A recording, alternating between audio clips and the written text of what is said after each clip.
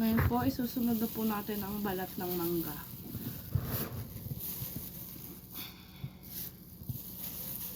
Lalagyan po ulit natin ng lupa.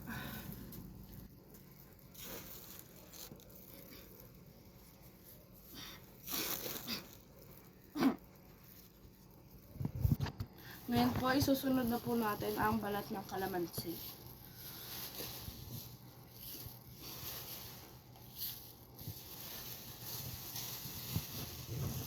Lagyan po ulit ng lupa.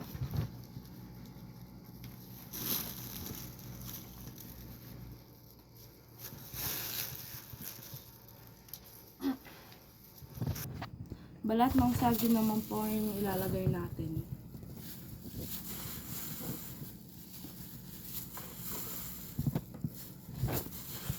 Lagyan po ulit natin ng lupa.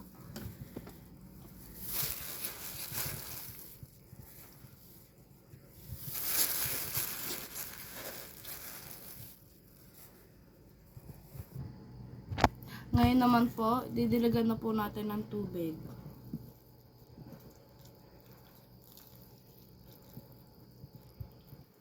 Proseso po, tatakpan na po natin.